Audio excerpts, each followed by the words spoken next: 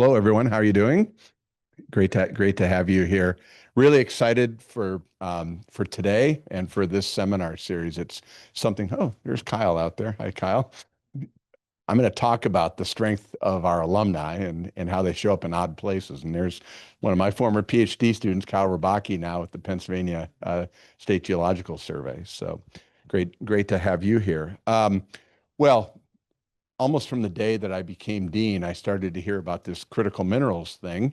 And I think it was when I was invited to come welcome SARMA's stakeholders group in one of the early meetings prior to well, actually, you'd already gotten one big grant in on critical minerals. And I became interested in it actually as a geochemist because of all the interesting issues around the concentration of rare earth elements and lithium in the underclays, Pennsylvania underclays. So that's how I got involved, and with another alum, Pete Rosell, brought me up to speed along with Sharma about this topic.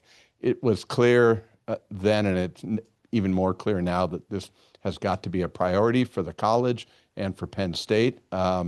We have this opportunity in Pennsylvania. We have a long legacy of work on minerals in Pennsylvania, and the work has been largely done by this college in not just in mining, but in geosciences as well. And it's this confluence of work on the underclays together with the mineral separations and mineral processing. And so it's the origin of these deposits, how we might go about extracting minerals from them, concentrating them, reducing them into their metals, and building up that supply chain. And our focus has largely been on secondary sources associated with coal waste and acid mine drainage. And this, I think, makes it a very much a bipartisan, well-supported issue, because you're cleaning up the environment, you're providing critical minerals that are needed for national security and prosperity for the country, and you're also creating a new industry for the Commonwealth. So it's been a really easy sell there.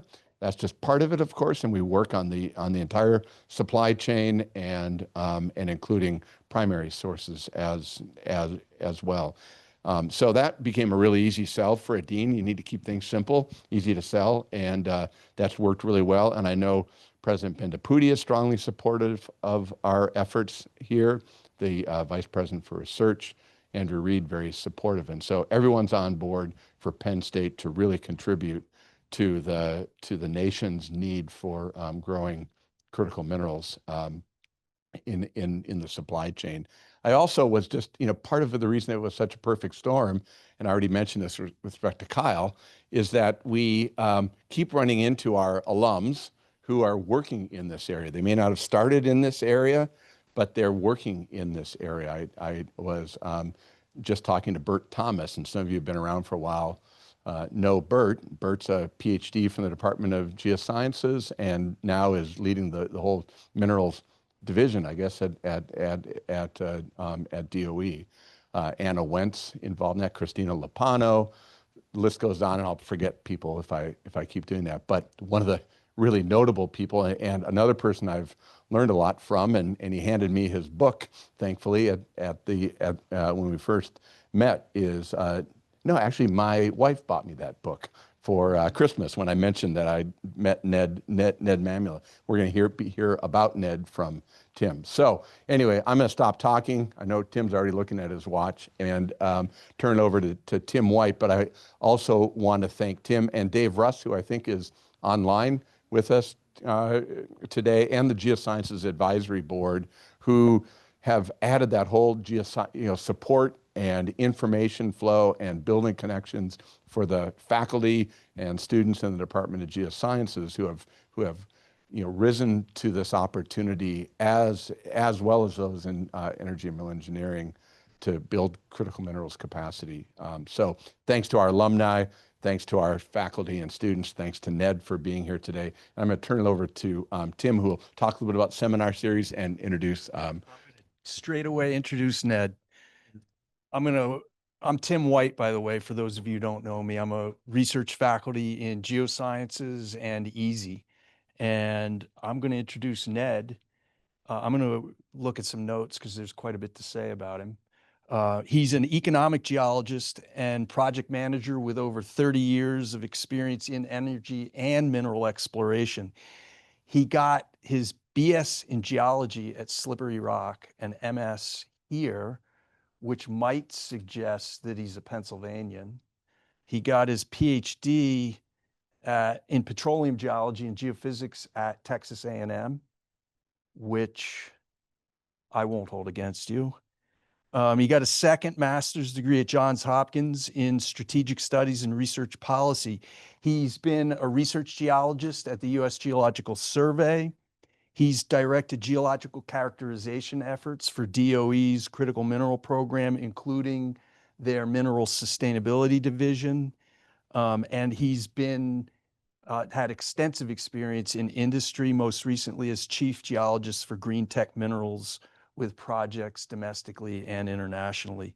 He was nominated in January by President Trump to become the next director of the U.S. Geological Survey.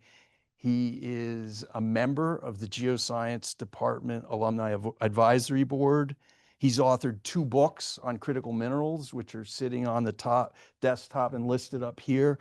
And I'll simply say that I've met Ned twice.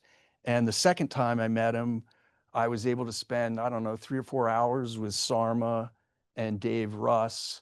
And I found him to be a very creative thinker and questioner and very sharing with his thoughts. He's clearly a dedicated alumni, and I, for one, look forward to learning what you have to share with us today. One other statement from Ava, who's going to tell us some logistics and business, and then we're on to Ned. All right, we're going to hold our questions for the end of the seminar because we have a catch box. I'll show you it right here. I'll throw it to whoever has a question and they can speak into it and it'll go on the microphone, just like this. All right, and I'll also ask people on Zoom for their questions and they can just speak up, unmute themselves and speak up and we'll be able to hear you in the room. All right. Well, thank you, Dean Kump and Tim White. Thank you very much for those kind comments. And thank all of you and everybody online for being here. Hey, it is a glorious, sunny fall day in Happy Valley. Why would you want to be here? But that you're here, I thank you so much. And look, you know, when I'm here, I'm speaking. I don't know about you guys, but when you speak in public, if you get a little nervous, I never get nervous here because this is family to me. And just think, there's Reggie and all the people you didn't. When you get out, if you're a student and you get out into the workforce, out in the different sectors, mining, petroleum, wherever, there's a strong Penn State bond. You know, you'll see and you'll be surprised. And when you come back here, it's just such a great feeling. It really is. So I'm just glad to be here. You know. So anyway, all right. Well, look, a couple things. Tim, give me 10 and 5 minutes left, please, sir. And I want to not overstep my welcome and leave plenty of time for Q&A. Now, I've got a pretty full-packed agenda. Now, you said, Tim, you could tell I was a Pittsburgher, right? That's how you tell I'm a Pittsburgher, right here, slide 1, okay? Yeah, and I'll get to that in a minute, but let me go back to the original premise of me being here, and that is, this is the first in the Critical Mineral Earth Talk series.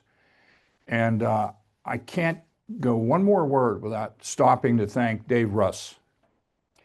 He's tireless. Here's another one. Tireless. Unbelievable career. Finished as one of the regional directors, USGS, and a great friend and colleague. And you know, I told him, I said, Dave, I hope I can come back here and we'll be together again. October 2nd is the next alumni meeting. Okay, so looking forward to that. But Dave has been tireless and he asked me to do this and it was my honor to do it. Now, I have done many talks, so for this one, I've tried to take the best of the best and put it together. I have some goals here today, and I'll go over those with you. But right now, I just want to point out to you that, of course, I'm an alumni and part of the board formerly with USGS, and I can't talk about anything else until, later. So I appreciate if you respecting that.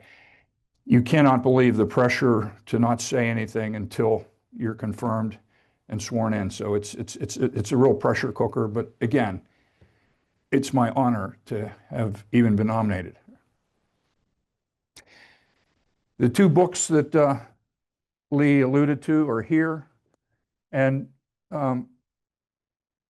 Dean Kump, with your permission, maybe I can drop these at the library, that they're on the shelves for students to get when they want. There's 2 copies of each.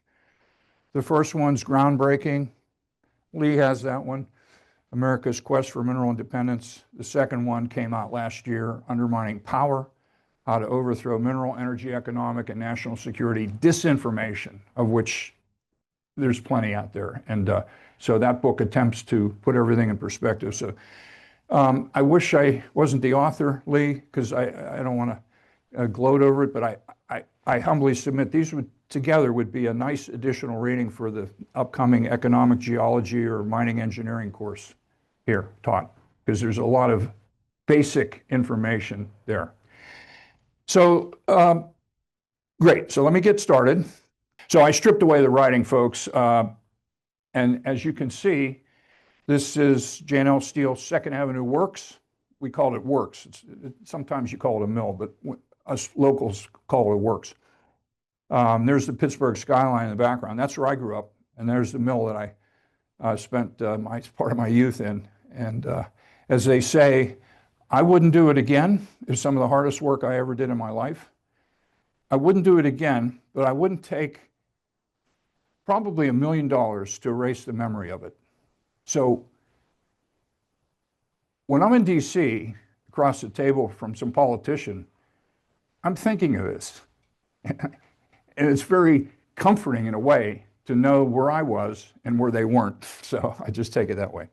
But at any rate, I loved every minute of it. And by the way, all of this is gone. It's an industrial park.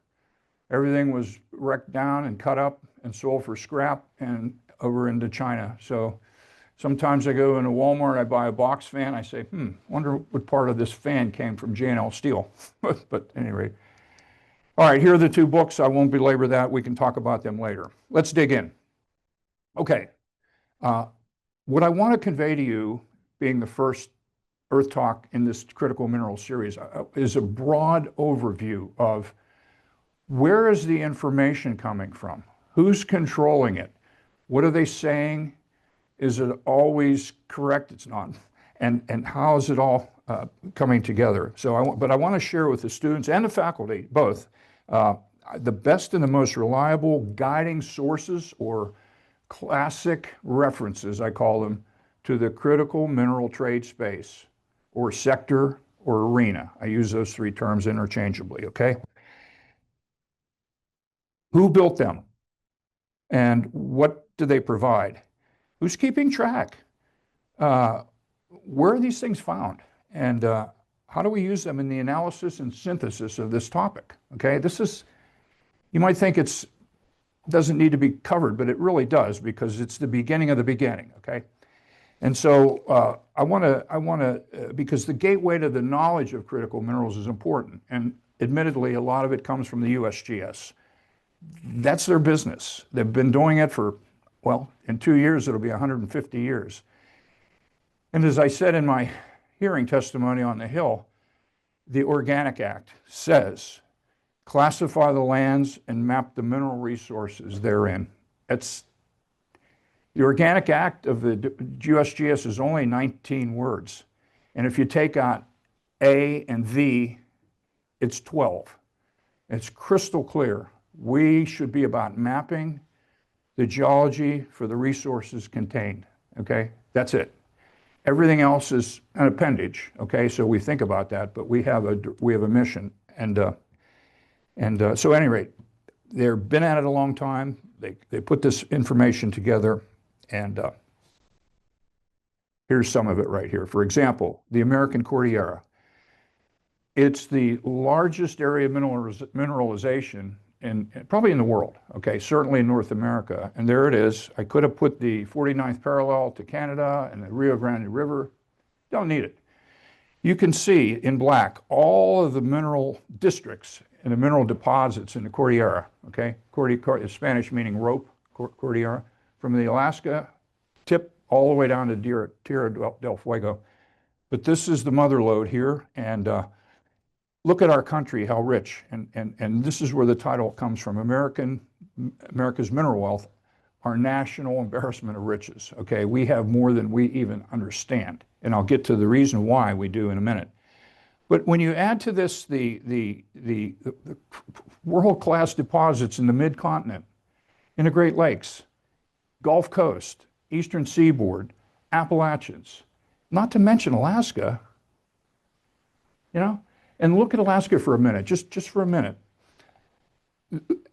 On the left, you have Red Dog. It's by now, I think it's the largest zinc mine in the world, okay? Fort Knox is one of the biggest gold mines in the world.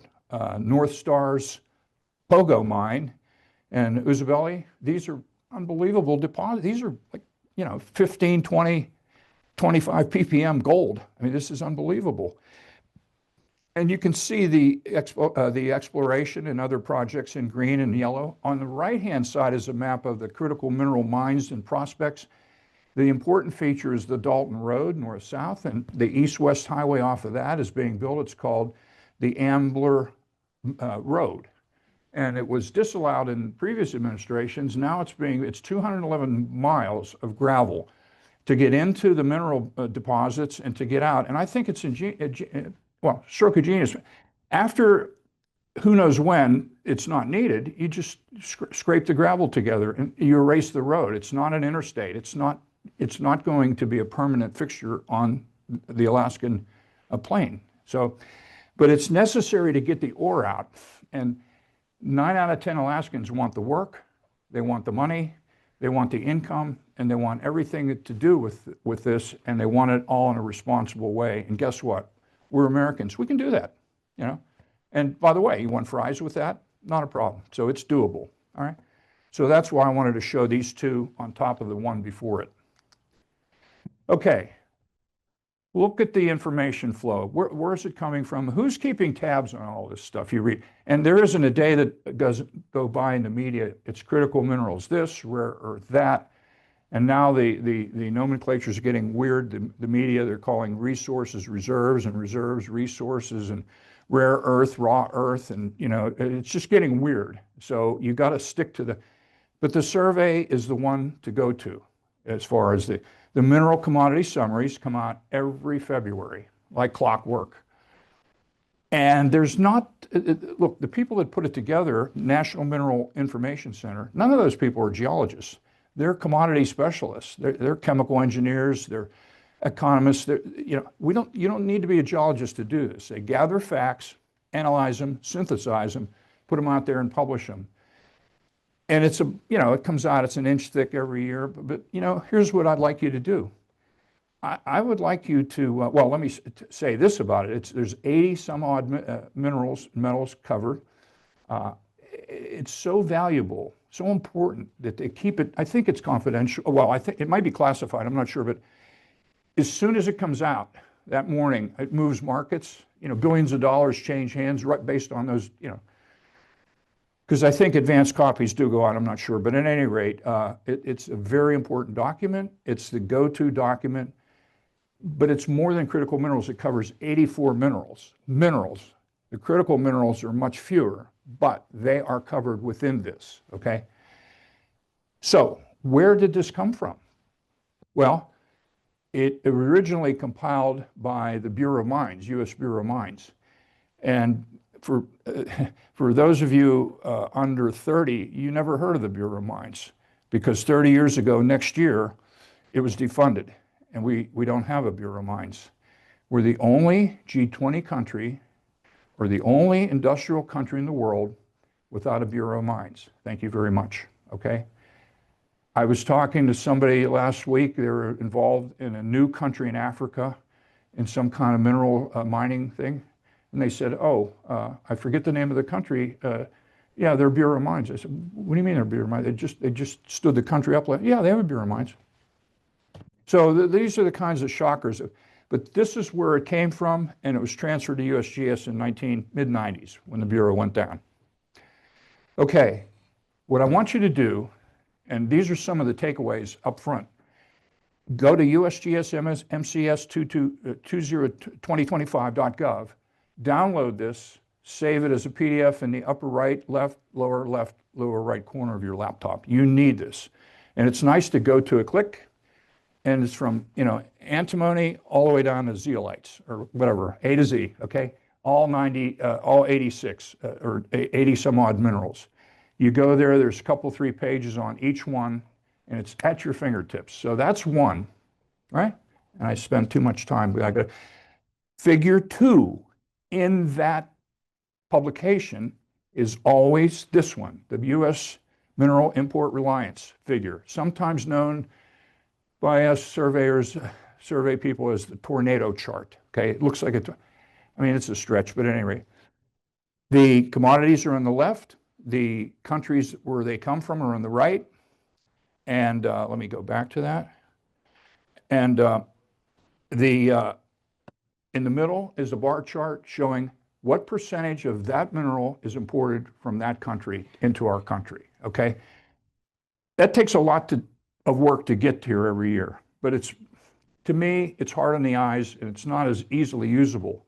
What I like to do is, and I have in the past, that's why I kept this slide, because it shows you, they provide the data, USGS, totally apolitical. They provide, boom, a block of data to a politician or a group of politicians or decision makers, and they decide. The survey doesn't really get into this. You dig for the details, and that's what I have been doing most of my later career, and it's not easy. So, the data's there. You got to ferret it out, as they say.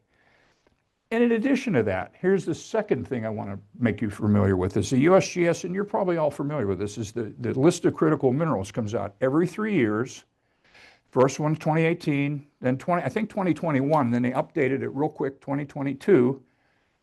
Just last week, 2 weeks ago, 2025, and the methodology to get to that list came out together the same day, late August.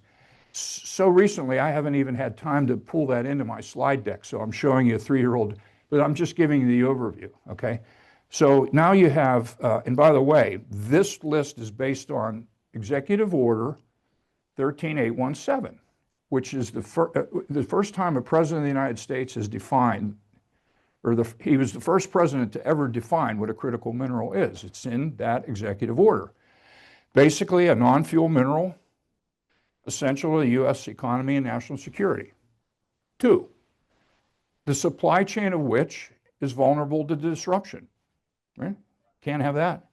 3, and is essential to the manufacturing of a product, the absence of which would really throw our economic and national security into some kind of turmoil.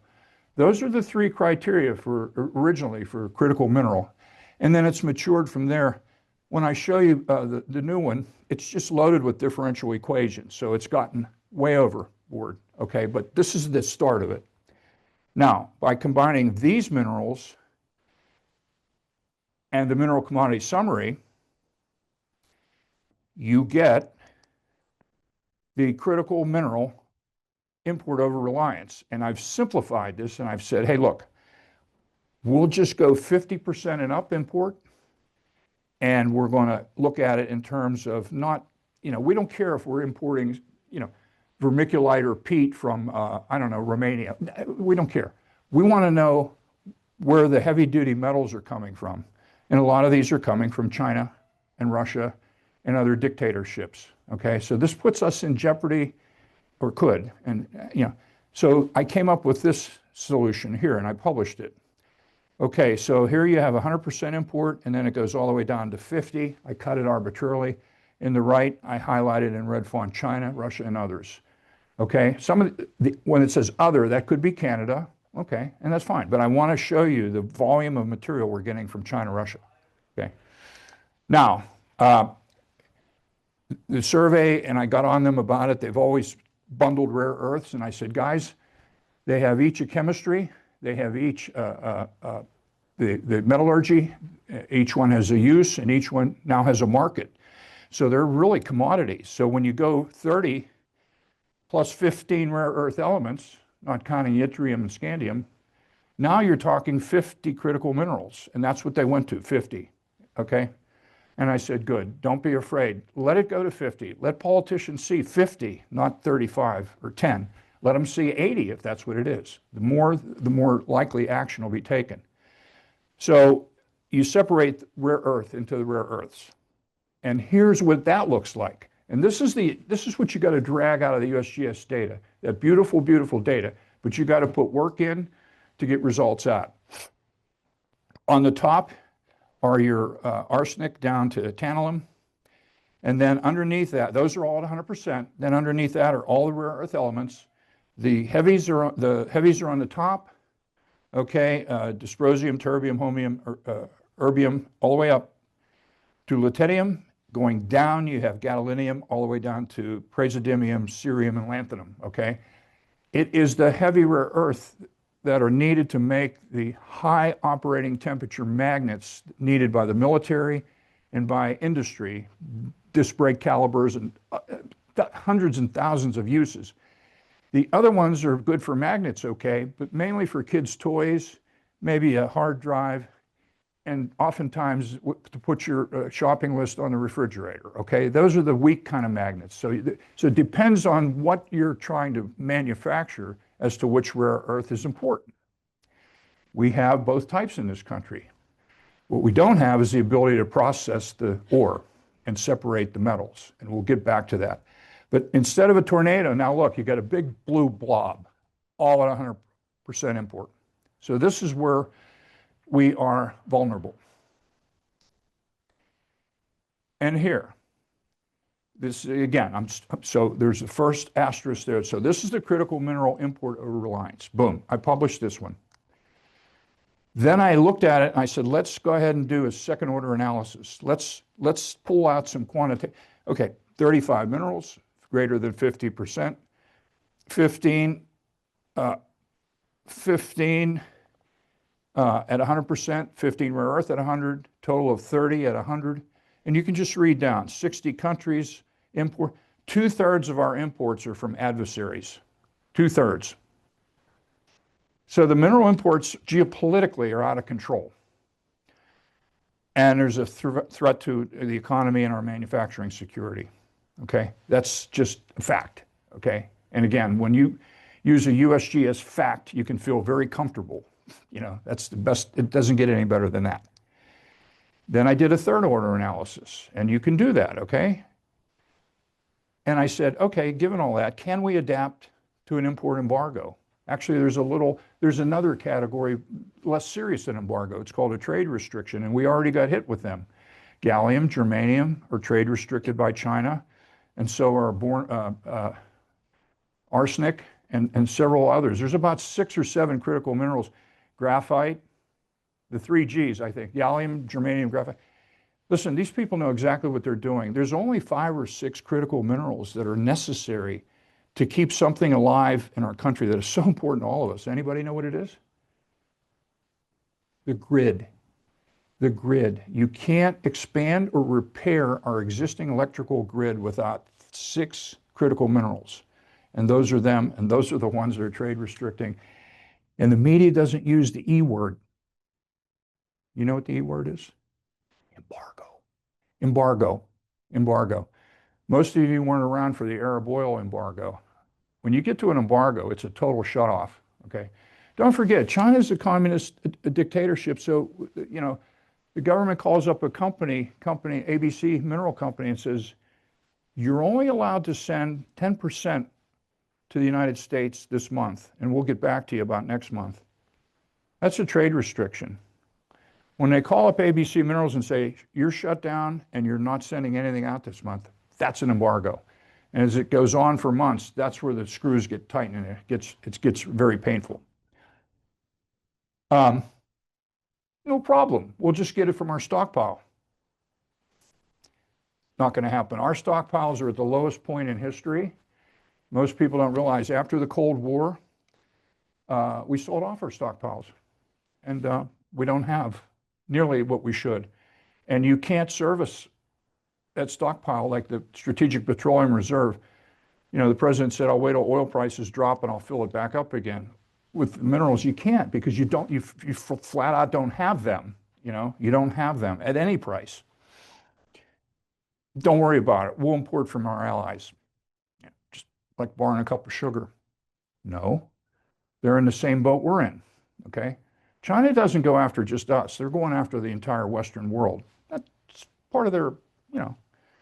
And then, but it's really our problem. We have no national mineral policy for mining, exploration, production, refining, processing, smelting, you know, the whole, we're just everything has been offshore. So that's why the ore being mined in California has to be shipped over to China to be processed, and then we buy it back. How crazy is that? They finally stopped that last month, and we're getting processing here domestically, barely.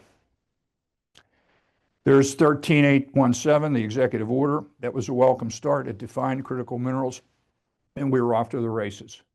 And then the questions of creating new mines, how, when, where. But again, here's this vulnerability issue. We are vulnerable, and this is the evidence.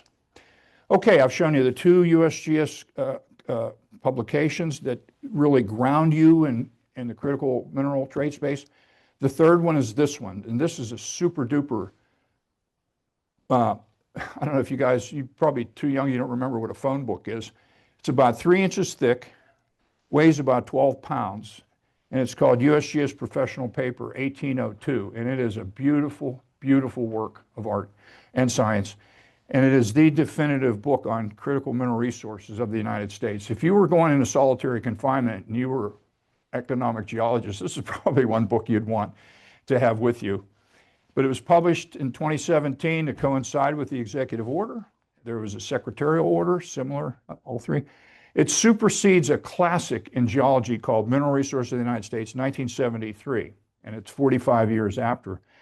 And my comment is, I hope it's not another 45 years till that's superseded, but I don't think so, because the pace is getting faster and faster, and we've got to keep up.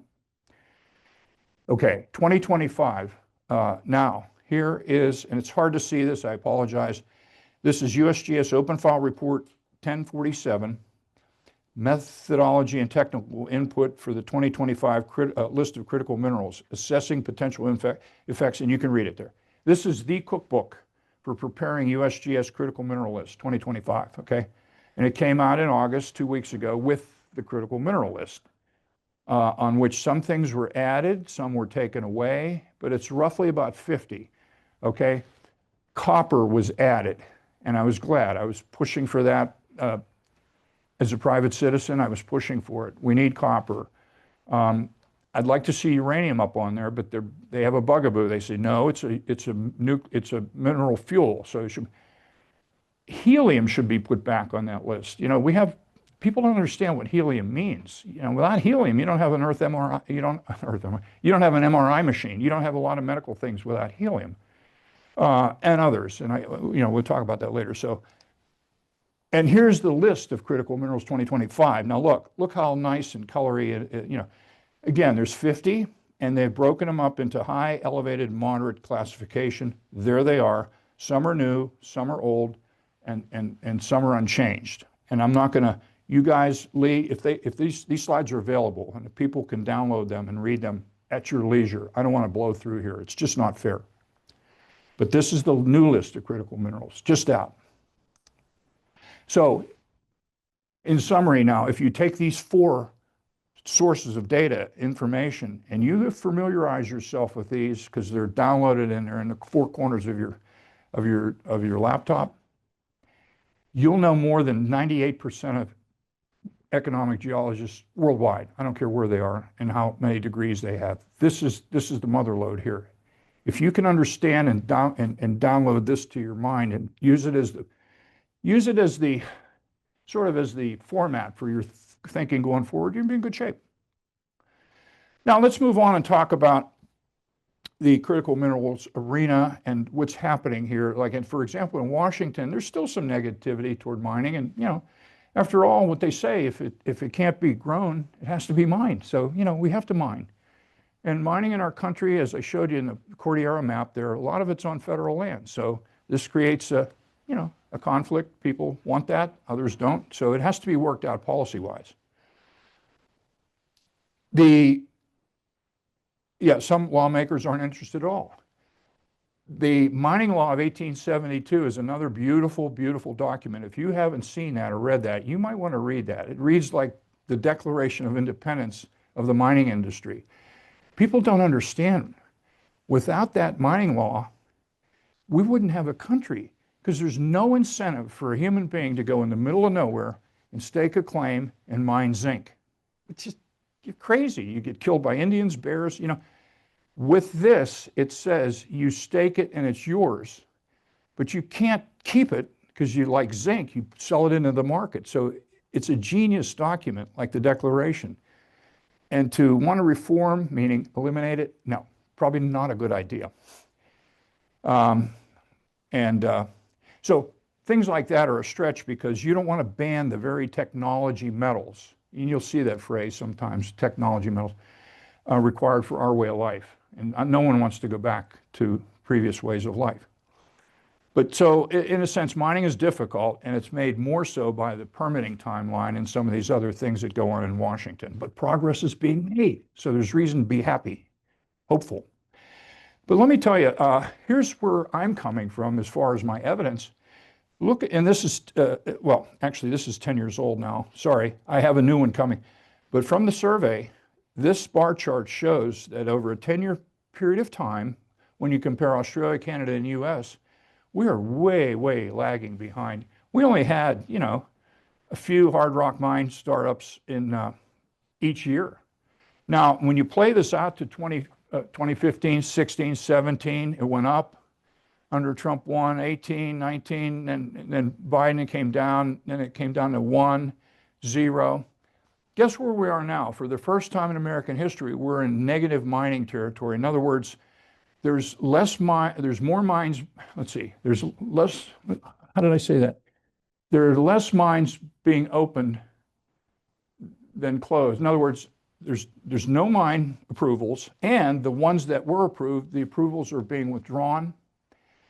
The leases are being canceled, and there's just no approval, like for the Amber Road that was turned down. So we're in I call it negative mining territory, and it's very dangerous. Other countries see this, and they say, look at these suckers, So it's a very dangerous thing, and it points back to the vulnerability that we have as a country.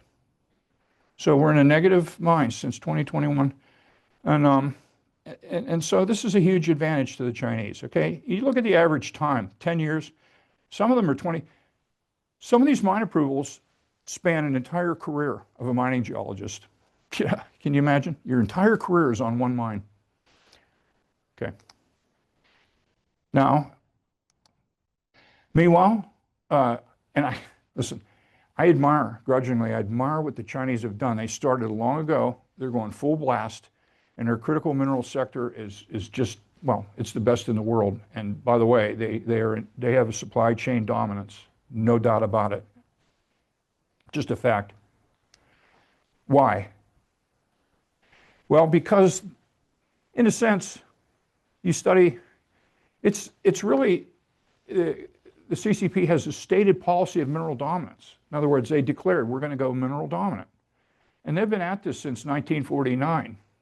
1949 was the first construction of Baotou iron and steel works in communist China. And from that day to now, their mineral industry has just gone through the roof. And they appreciate minerals and metals like we do not.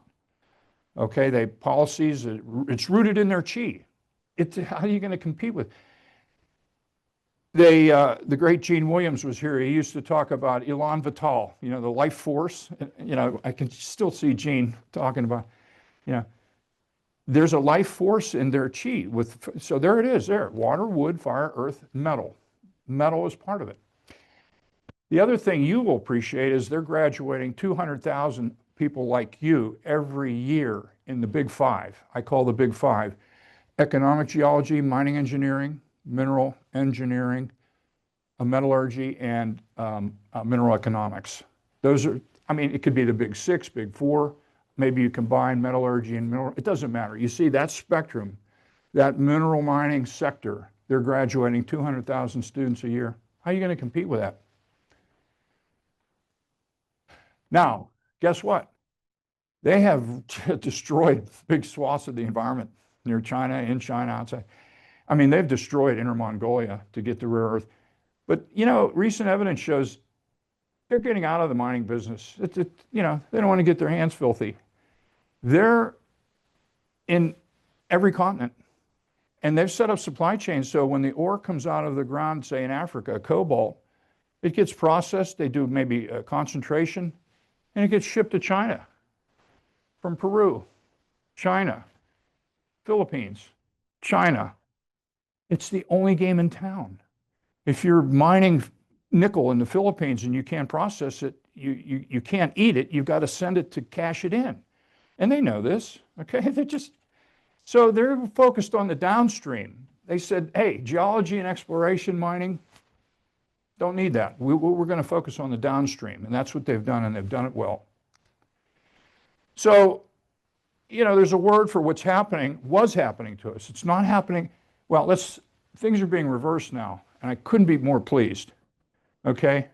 But still, the reason we got behind since the early 90s, we're the top mining economy in the world, then we have no serious critical mineral policy, no serious stockpile program, no Bureau of Mines, no access to certain federal lands, not even to explore. And Secretary Burgum likes to look at minerals as an asset.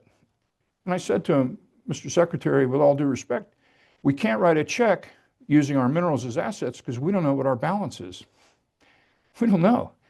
He said, why is that? I said, because we haven't mapped. He said, we're gonna mine baby mine. And I said, sir, again, with all due respect, we better map baby map first. Then we can drill baby drill and mine baby mine. And he liked that and he stayed with it. So you hear map baby map, it came from a Penn Stater.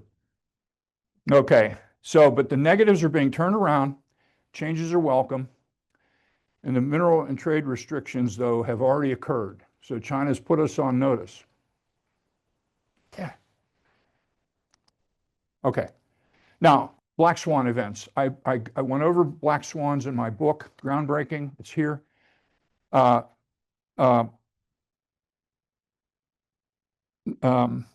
a book, The Black Swan, wherein Nicholas Taleb, he talks about events in history. They're called black swans. And somebody says, well, why isn't it a white swan or blue swan? Look, black swan events, they're right here. They're rare, usually a surprise, usually unpleasant, or can be, and almost always misunderstood or misrepresented in hindsight. And so we've been in a 20, 30-year slump in mining, and so we are headed for a black swan, and it could damage our economy. Okay? Well, what kind of black swan did we ever experience? Well, I said a minute ago, a lot of you weren't around for it, but here was a black swan that really slapped a lot of people in the face. Look, in the late 70s, the Arab countries said, well, we're not going to send you oil. We don't need the money and you need the oil. Which you don't realize, hey, we had 80% or more of what we needed. It was that 10% that they cut off that threw us into a tizzy. I remember, you know, an hour in line at a gas station was not uncommon. Some people ran out. Some people got in fistfights. You get up to the pump and you find a sign that says maximum purchase 10 gallons. You go, I'm going on vacation. No one cares. You run out, people push your car off. I mean, it was a disaster. 30 years later on the right, guess where that is? That's the Permian Basin in West Texas. Hey, gloves off, full blast, baby. And we today, just last week, the figures came out. We are by far, not even close, the greatest oil production of gas and oil in history right here in America. And so, are we going to do this with minerals? Nope. But we're going to at least try to gain our independence. We're not going to be mineral dominant. in our lifetimes, but we could be. But right now, it's not about dominance. It's about getting our freedom and independence. But I love that scene, and it almost reminds me of my time I spent in Baku, Azerbaijan. There's actually not puddles, lakes and ponds of oil all over the ground. There's rigs everywhere, and some of them are falling. It was an environmental disaster, but it was just natural oil seeps, and that's the way it was. This is West Texas, a little more orderly, I would say. Okay, I want to wrap up here. Let me just, the last few slides. These are things that were done in Trump 1, okay? And I've already defined critical minerals for you. You can see those documents that were put forward. And then, I don't know why this is coming up. And then what changed under Biden, you had some good things, some not so good things, and you can read about those. We did dip into negative mining, and as far as I know, we're still there, okay? So again, when you get these slides, you'll have this reference material. Okay, our mineral wealth is ours. It's, especially on federal lands, it's ours, not Washington's, okay? So we have to be in a position where we can take advantage of it. Here's 7 points to make that are important. And the first one is we should look more like the energy industry, using that as a template. And you can read the other ones. We don't want to shun, we should embrace our mineral wealth. Bring back the Bureau of Mines. And my favorite is encourage students, get them, if I were, say, at USGS, I would start a recruitment program and I'd pay for the talent for the big 5. Again, economic, geology, mining, engineering, and those. And if a kid wanted that, I'd say, okay, your tuition's taken care of. And if you've already graduated, if you've already graduated, we'll pay you retro. And we'll give you 5 years, you sign a contract like when you're recruited by the military, 5 years. At the end of 5 years, if your work is good, you're on at USGS as a geologic mapper or some other important pursuit under the USGS umbrella. And I think this would help. It would go a long way. And try that one more time. There we go. Okay. 3 more slides, I think. So at the end of my book, and again, if I wish I didn't author it, I could be more boastful about it, but there's 10 points in chapter 10, recommendations. And, dreams do come true, believe me. 5 of those recommendations were taken and woven into executive orders that were signed by President Trump. There they are. Not all mine, and Ann Bridges, my co-author, but the ones in yellow have to do, the whole list is energy and mineral production, executive orders. The ones in yellow are the most interesting, including 14241 with the asterisk, immediate measures to increase American mineral production. That's what it's about if you're in this game. There's one on copper. There's one, he calls it beautiful coal. I love beautiful clean coal. I love this offshore critical minerals and resources. It's here. So people say, wow, wonder what the next USGS director would do. They would be wise to just follow this and make this happen, because this is really why the survey is in business. Okay, this is so exciting. And it's going to end our vulnerability eventually. This is what that 241 executive order looks like, immediate measures to increase mineral production. And by the way, folks, this is not written by some White House attorney. They edit them, but these are very well written. This is even more that you could download and read. Listen, there's many theses and dissertations in these executive orders. You have no idea. I couldn't be more excited. And plus the 4 publications I shared with you, there's plenty on our plate. We don't have to go and invent research topics. It's here. And finally, we've all been waiting for my last slide. I just want to share some final takeaways, and I think I'll actually get under my 5-minute, Tim. Look, guys, here's some closing statements, and we can talk more in detail, but this is what I hope to leave you with. As a country, we're blessed with mineral deposits, energy deposits, timber, soil. We've got it all. But the minerals is just, it's hard to comprehend, especially when you're out there on the ground. So like no other country, we have these riches, okay?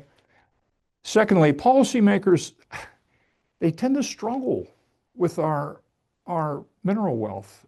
You know, they're kind of, they would never think of using that in terms of our geopolitical policy. Huh? That's what other countries do. Are you kidding? So we shouldn't feel that way. It's part of who we are. It's part of America. Third one, we have to sustain exploration. You cannot have a checking account, back to that analogy, and write checks and not put deposits in there. You have to explore. And this drives some people crazy. The more you explore, every time you explore, the resources and the reserve numbers go up. They go, oh, you know, how can that be? Because you put the drill bit in the ground. The drill bit is the truth teller, okay? You pull that core out, you say, aha. So you've got to do exploration, okay? It's not a big deal. Fourth one, again, I said earlier, 80% of our country does not have a geologic map at the scale required for exploration or resource plan.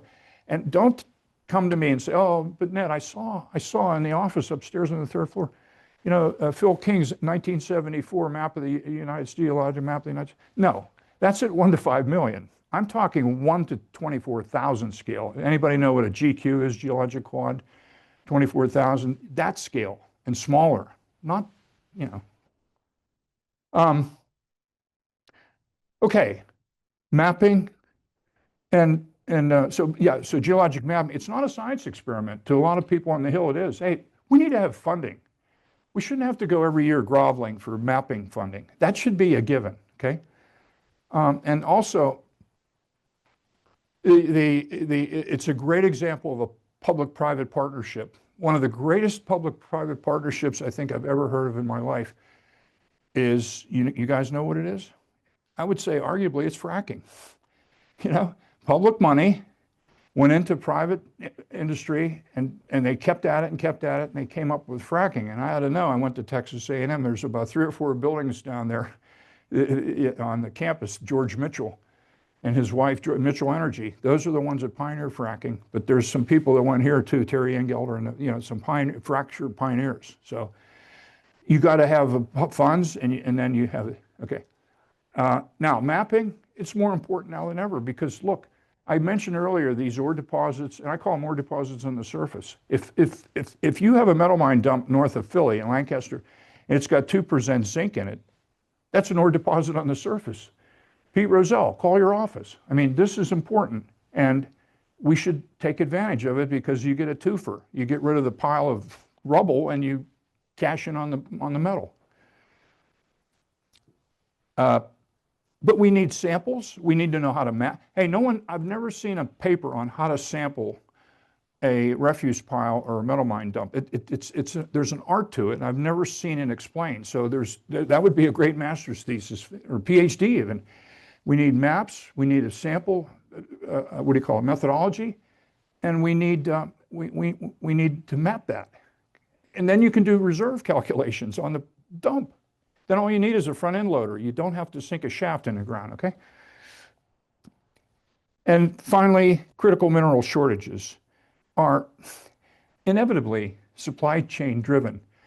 If somebody tells you in America we have a resource issue, we don't have mineral A, you just say, listen, how do you know? Well, I looked at every geologic map and we don't have mineral A. I say, okay.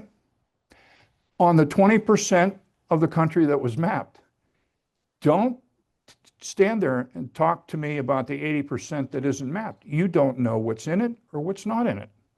And that usually shuts a lot of people up. That tells you the importance of mapping. We have these things. And we know where they are for the most part, or the survey does. We just have to be resolute and pull them out of the ground. Mineral resources in our country are absolutely not a resource issue. Not. We have 8 different ore types for rare earths. 8. heavy mineral sands, on, carbonatites, alkaline intrusives. I don't want to hear it. We have the ore. We don't have the processing capability. And then 9th and 10th ones, I'll finish here. You guys, well, you don't remember peak oil, but it's a myth that's busted, okay? There's no peak oil. There never was. People went crazy and ran around with their hair on fire. There's no such thing as peak minerals either. If you think you don't have copper, you go explore and you find copper. You have to know, and this is where USGS does the most beautiful work in the world, your ore deposit model. You have to understand where to look and why to look there. And I'm so excited when I think about the work the survey does and the pioneering work. It's just, I just, wow. And finally, for students and faculty in here, listen, I can't tell you enough how, look, the critical minerals is analogous. God, Gene Williams, he used to not like analogies. He said, oh, that's the weakest form of reasoning. I said, thanks, Gene. Hey, this is like this. He was crazy. But listen, critical minerals is really analogous to a brand new, perfectly straight, 12-lane wide interstate highway in the desert. And it's for Penn State EMS to ride straight into the very bright future for students and faculty. And there's no reason this university can't rise to the top like cream. This one and about 12 or 13 other ones are going to form the core of our academic powerhouse, along with USGS, Department of Energy, strong White House support, executive orders, you see them.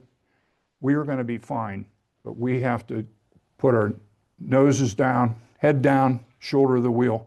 We'll get this done and kind of get politicians out of our way and let us do the work of the American people. And with that, speaking of politicians, last slide, these two guys, they knew what was coming 250 years ago. George Washington said, we can't depend on these old monarchical guys. They're not going to come through. We're going to, what, depend on England for iron for our cannons and muskets? Probably not. And Hamilton, I think, said it beautifully in the best. He said, the wealth, independence, and security of our country, any country, appear to be connected with the prosperity of manufacturers. That's not a typo, that's the way he said it. And then he went on to conclude, every nation ought to endeavor to possess with itself all the essentials of national supply. Quarter of a millennia ago. Listen, thank you again, Tim, Lee, everybody here, everybody online. My great honor to be here today. Thank you. All right, thank you, Ned. Yeah, I hope I finished on time. Yeah, you did. Okay. We can take a few questions if anybody wants to stick around and ask anything. I'll just give you the mic there. Thanks so much, Ned. My name's Hannah. I'm a PhD student in the geoscience department. And I'm curious, there's a lot of public pushback from mining. And a lot of critical mineral policy experts have pointed out that there's a lot of benefit to community partnership, tribal partnership, or even tribal sovereignty over mining projects and how this can help them succeed. And I was just curious on how you think we can foster these relationships between communities and tribes in, fostering successful mining projects. Great question. I can't give you a snap answer, but I'll answer it quickly, but it's going to take a little time. You know why? Because it's going to take some education. All right, our kids, forgive me, our youth, they're not getting a basic geology course in high school or grade school, much less college. They don't have a mineral resource course. You don't need that. We're going to go over here and do some other wacky stuff. People don't have the basic understanding of the resource power in our country, or put it another way, resources make the country. I don't care which country on earth. Without resources, you're just sitting in the dust somewhere, okay? You don't have a tree, you don't have soil. I mean, we have things, God-given things. people have to understand, look, maybe you don't want to, you want to have a national park here. Okay, so you're not mining there. You're going over here. I mean, you just sit down and reason it out like adults. And, you know, we can ban mining here, but we can, then there's things called land exchanges, okay? Here's like some government land and some private land, and the thing is zigzag border. You just trade. You say, oh, okay, give me that 10 acres and you can have, oh, okay. You do, it's called a land swap. There are all kind of little remedies and fixes that you can do. In the case of Indians, to a man, woman, and child, American Indians are the richest people on the planet, more wealthy than the Arab sheikhs, 100 times, 1,000 times, because they're sitting on American mineral wealth. Their tribal lands are just loaded with minerals. Some of them, many of them want that. They don't have jobs, they don't have money, they don't have schools. They want that, cash in that wealth to live like we live. Some say, no, I can't mine there. My ancestors buried there. Okay, you're going to have to work that out, the tribe. You know, that's why there's no snap answer, but there are answers, and we got to get going because other countries are passing us by. Hi, Ned. Loved your presentation. My name is Hari. I'm a graduate student working for the Center for Critical Minerals. You were talking about the energy dominance of United States, and you talked about the 12-lane interstate. There was something that was done in the early 1950s by President Eisenhower, who started the interstate system and which played a very pivotal role and eventually leading to the automotive industry and so many other things, which gave a cause for United States to be a leader in the energy industry. What's that interstate-like movement or thing that US needs to do? Let's just say today, US has the technology to extract all these rare earth elements. Okay, good. And that's a good question. I thank you. I just rephrase a little bit. You want to know what's that Sputnik moment? Remember Sputnik? Yeah, when Americans said, holy hell, the Russians are orbiting, it didn't take long for us to gear up and get a space program. What, about 10 minutes? Yeah, we need a Sputnik moment. And I struggle with the answer to the question, but here it goes. I would never say anything bad about my country. I love my country. I would not want anything to happen bad. But I've said to my co-author and others on the speaking circuit, what this country needs, probably what the Arabs did to us, the Arab oil embargo, pardon me, I strike that, the Arab oil embargo, not impugning anybody, okay, do you understand? We need a good old-fashioned hands around the throat embargo of certain key minerals. Shut off, America. And when you have people who say, I want a cell phone, I'm going to get a new one, an i25 or 45 or whatever, and they want a cell phone. And Verizon says, oh, okay, Mr. Smith, sure, your cell phone will be in, let's see, it'll be in, it'll be in July. Oh, that's only a month away. No, July of 2026. What? And then you go and you wrap around a building. Lines forming around the building like this 4 or 5 times for one of these because it has 60 minerals in it. If you embargo 4 or 5 minerals, these are done. There's no replacement and there's no substitute. You need a black swan punch in the face. And the youth or whoever wants a phone say, holy cow, call a congressman, take action. When are we going to mine these minerals in our country? Oh, we don't have to mine? They're laying on the surface? Oh. See, that's what it's going to take, a shock black swan. That's why I even bring that into this discussion. We need to get punched in the face. We only got it with the oil. Japan got it real bad. They got sucker punched in 2010. They had a Chinese and Japanese trawlers collide. That was all staged. That was an event staged so that the Chinese could cut abruptly. And they basically brought the Japanese, the microchip and the electronics industry to its knees in about, what, a week or 2? And they were on their knees for about a year, and finally they turned on the spigot.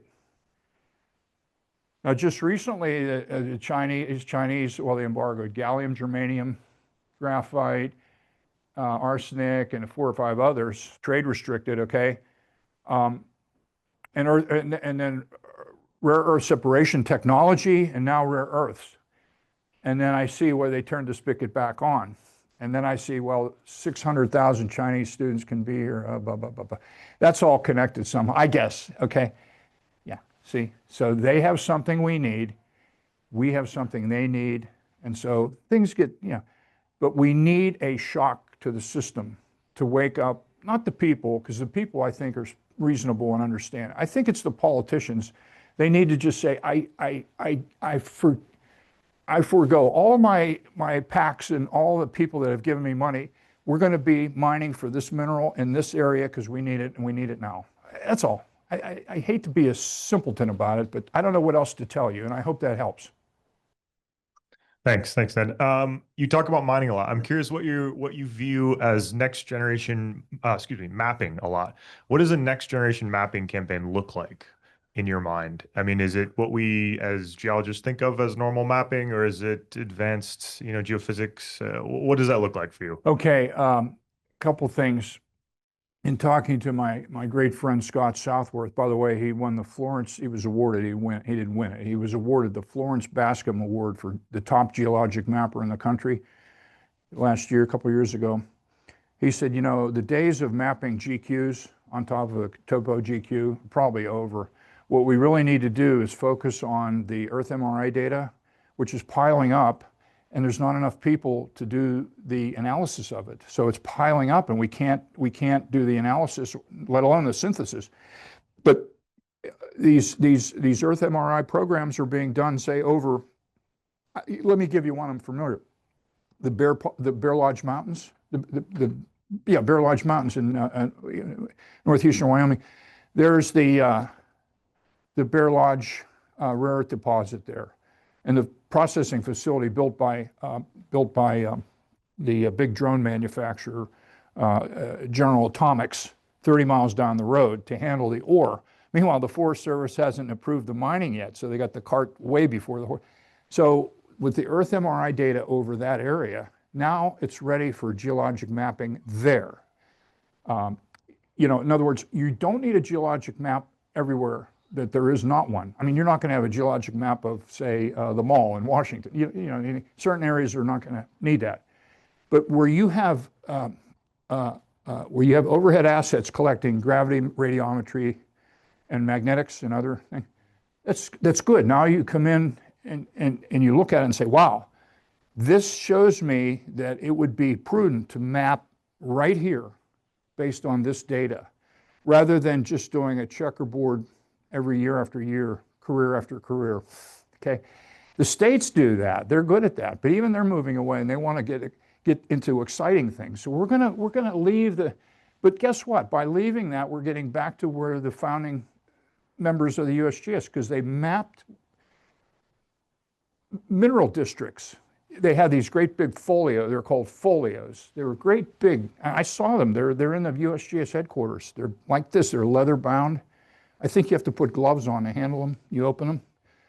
Gorgeous art, beautiful maps and explanations, Remember Leadville, Eureka, these classic, that they mapped that because they had evidence that that's where they're going to map, not some creek bottom somewhere, here, okay? And that's, I think we're going not back to the future. What's the inverse of that? We're going ahead to the past, but we're going to use the overhead assets. By the way, Landsat imagery, I don't even know if it's included in that package of Earth. I think there's room to include that, Earth MRI data, radiometry, and the other geophysics. Landsat could go in, other overhead, and then the geologic mapping. And that's a sandwich right there. And when a mining company sees that, they go, whoa. And they're going to look at that, and they're going to base their claims on that. Okay, that's Ned's answer to that, okay? Well, Okay. we should probably give Ned one last round of applause. Thank you, Lee.